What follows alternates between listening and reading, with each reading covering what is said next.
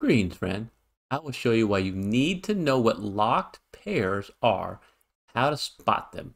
The third one I'll show you will reduce your solve time the most. Click below if you want to give this puzzle a go. And with that, it's solving time. First thing you want to look at is look across row 5. You have a 1 and a 2 that cut right through the middle of block 5. That means these two cells right here are pretty important. Because where can a 1 and a 2 go? Well, it can't go in these 3 cells, so they have to be in these 2 cells right here. And since there are only 2 places to put the 2 candidates in this block, those are called a hidden pair, and nothing else can be in those 2 cells. And so this is also a locked pair. The reason it's locked is because not only does it satisfy where a 1 and 2 can go in block 5, but also in column 5. A 1 and 2 cannot be anywhere else in the column because it's in the same column here. If you put a 1 right there, then you have no place to put a 1 in block 5. This is going to allow us to do some initial solving. So you see what's left in this block is a 3, 5, and a 9. Well, I got a 9 and 5 right here, and I got another 9 right there. So this is my neat naked triple trick. So we can solve 3, 5, and 9 all the way. Because the 9 and 5 are right there, this has to be your 3. And since the 9 is repeated here, you can solve for the 9 right there and the 5 right there. I cover hidden pairs and naked triples in my free Sudoku solving guide. And where this is going to take us is we can look to see where there's some more restrictions here. You might notice, because the 2's are right there in a hidden pair, they actually act as a pointing pair as well. And by pointing pair, that means that a 2 cannot be anywhere else along column 5. And since you have a 2 right here, only places for a 2 in block 8 are right there. And so I'll mark that using Snyder notation. Anytime in a 3x3 block, you have 2 possibilities for a candidate. You're going to mark it. In case we solve one of these cells, we can solve the other one right away. And we can do some more Snyder marking by looking at where the 1's go in block 3. You got this one cutting across the row, and this one coming up the column, only 2 places for a 1 up there. Notice these are not locked candidates because they don't share a row or column. They only share the block. Now let's look at where the 3's can be. All right, we got these 2 3's here, and you got a 3 right there. So if you look, where can a 3 be in block 6? It can only be in this spot. And now, because of these 2 3's, the only place left for a 3, there's 2 spots in block 9 and right there in column 7. And for the next solve, you want to look and see where there's a lot of restrictions. So that's where you have plenty of already given and solved digits looking into one particular cell. If you look right here, you'll notice you have a 3, 5, 7, 8, 6 all looking in the row, and then in the column you got a 1, 2, 3, 5, and 9. So what's the only digit that doesn't see this cell? Yep, you got it. It's a 4. So this is a naked single 4. If you're able to pivot and find these naked singles, you can save and reduce your solve time so much. What the nice thing is about this is now you have a 4 and a 6 right here in block 4. You have a 4 and a 6 right here in block 5, and they're in the rows. So where can a 4 and a 6 go over here? Only in these 2 spots. This is a 4 and a 6 hidden pair. I can remove these marks, these colors. And so this is a 4, 6 hidden pair. The only 2 places a 4, 6 can go. Also a locked pair, though a 4 and 6 can't go in these spots already because of these candidates. But what it does allow us to do is solve the remaining 2 cells in row 5. We're looking for a 7 and an 8. Well, I got an 8 right there. So this has to be your 8, and that's got to be your 7. Subscribe to Smart Hobbies if you like to solve hidden pairs. Let's look at where the 5's can be. You got this 5 cutting across row 4. We can put a 5 in these 2 spots in block 4. And then down here in block 9, you got these 2 5's in row 7 and 9. You have this 5. Only 2 places for a 5 are right there. So we'll mark those. And we'll move on to the 6's. Okay, nice thing here with the 6. We got another type of pair that's a little different than what I've been showing you. But it is a locked pair. So you got this 6 cutting across row 7. This 6 coming down column 1 There's only 2 places for a 6 in block 7. And so these 6s are the only 2 places you can have a 6 in block 7. And since they're in the same row, a 6 cannot be anywhere else along row 8, right? Because if you put a 6 in one of these spots, you'd have no place to put a 6 in block 7. And since they're in the row and in the block, they're locked candidates. This is also considered locked candidates.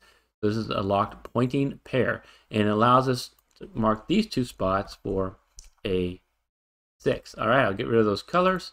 And we'll move on with the solving here. Let's look at where a 7 can go here in block 6. All right, moving on to 7s. We got a 7 in the row. We got a 7 in this column. That means this is the only place left for a 7.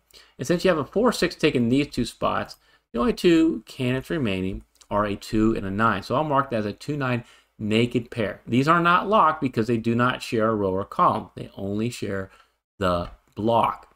All right, after the 2, 9, let's look at where 8s can be. We have some restrictions up here in block 1 because of these 2 8s. Only 2 possibilities for 8 here. And then in block 9, you have these 2 8s and this 8 cutting across the row.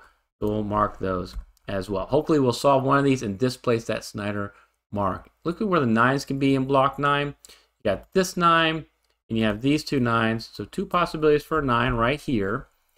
And then in block 1, you got these 2 9s. There's only 2 possibilities for a 9 in that block. Okay, after we've gone through all the candidates, this is a great time to kind of pivot to look for some naked singles, because it can eat up so much time if you just keep looking for the same types of hidden singles and cross-hatching that we just did. I cover when to pivot and how to spot naked singles quicker in my single cell solving methods tutorial. We want to focus on column 6. All right, we see we have at least 5 candidates filled out, a 3, 4, 5, 7, 9. So what we're missing is a 1, 2, 6, and an 8. You look in this row, you have a 1, 2, and an 8 right there. That means this has to be a naked single 6. And what it does is it displaces our Snyder 6 right there, and we can solve for a 6 in block 8. And now we're up to the most critical step of the whole puzzle. If you tried this and got stuck, this is probably the spot where you got stuck. Share it with a friend and see if they can find and solve this next locked pair. What you want to look at is here in block 6. This cell right here, what can it be? Well, it can't be a 1, it can be a 2, but it can't be a 3, 5, 6, 7, 8, or a 9. So it can be a 2 or a 4, right? And maybe we're like, oh, I cannot solve this. I don't know whether it's a 2 or 4. But we do actually have enough information to solve this cell. You look in the block, we have 4 candidates, 3, 7, 8, and a 9, right? Then if you look across this row, you have a 1, 2, and a 6. So we have 4 unique candidates in digits in the block. We have 3 more unique digits in the row that both look at these 2 cells. So these 2 cells can only be 2 possibilities because we have 7 different digits looking at them. It can be a 4 or a 5. And this is a naked pair 4, 5. Not only does it cover the row, and so it's in the row and 4 and 5 cannot be anywhere else along the row, but it covers the block. And so this is a locked pair. And this locked pair is critical because it's kind of hard to spot. But what it does is it says a 4 has to be one of these spots. It can no longer be here. So we can solve this cell now for a 2. And now let's remove some of this colors and see what does this do for us. First thing you see is with this 2, this now has to be a 9 and that has to be a 2. So we disambiguate the 2 and a 9. Then we come down here, we got this 9 displacing the Snyder 9 right there. We can solve this 9. Displacing that Snyder 5, we can solve for the 5. Looking great. And now we're looking for a 3 and a 4. Well, I have a 4 right here, so this has to be a 4, displacing that Snyder 3. So we just did a bunch of solving in column 7, but we're not done. We've got a couple more locked pairs to help us out. Since we marked this 2 here, we can disambiguate the 1 and the 2 in block 5. And now we have a full house. So 8 candidates filled out. We only need 1 more. We're missing a 9. Which allows us to displace that Snyder 9 and solve for 9 up there. We have a 1-5 naked pair here. I will mark that, but we can't solve it just yet. But we do have another locked pair here in block 9. You might notice is you have a 3, 4, 5, 6, and 9 in the block. So we need a 1, 2, 7, or an 8. Well, I have a 2 and a 7 in the column. So these two cells have 7 digits looking at them, so they can only be a 1 or an 8. And since they're in the column and in the block, they are locked pair, right? Locked pair. And a locked pair like this acts as a pointing pair. So a 1 cannot be anywhere else in the column, and neither can an 8. If you notice right here, we have a Snyder 1. That can't be a 1. So we can remove that for a 1 and solve for the 1 right there. If tips like these bring you value, consider buying me a coffee. I'd really appreciate it.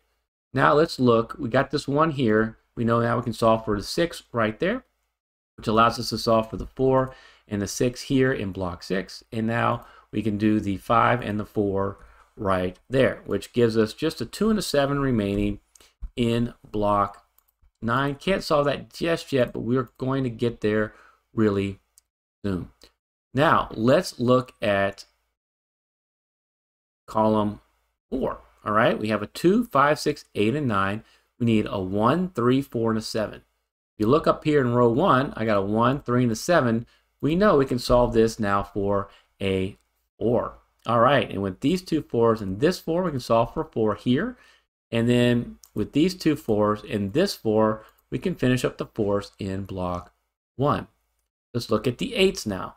You might notice we have this 8 coming down in that column, and this 8 cutting across. Where can an 8 go in block 8? Only here, which displaces now our Snyder 2. We can solve for the 2. And this 8 is going to allow us to solve for that 1, 8 locked pair that we just used. And now what's really cool here is I'm going to be able to solve this cell by knowing that that cell is a 7. And how do we do it? Well, I'll show you. Because we only have 2 possibilities left in row 9, a 2 and a 7. And since you have a 7 right here, this has to be your 2, which makes us a 7. And then we can solve this cell for a 2. Pretty cool, huh? All right. After doing that, we can focus a little more on the 2s. We got these 2s here. We have these 2s here. There's only one place left for 2 in block 1.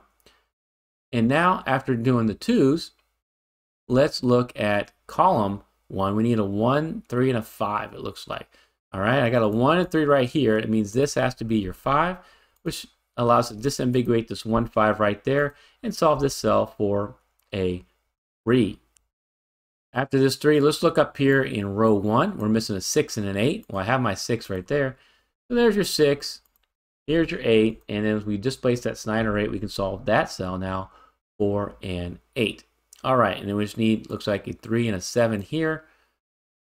But let's get this first, all right? We are already missing a 7 in the column. So we got the 7 displacing the Snyder 6.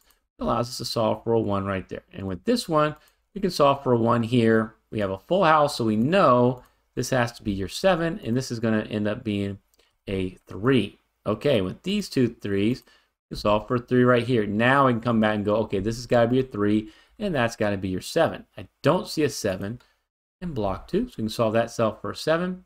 I got my 1 right here, means this has to be your 1, and our last digit is a 5. Have more fun with locked pairs by watching this video. Please consider supporting me through my Buy Me a Coffee page so you can get even better content. I'd really appreciate it, and thank you so much for watching.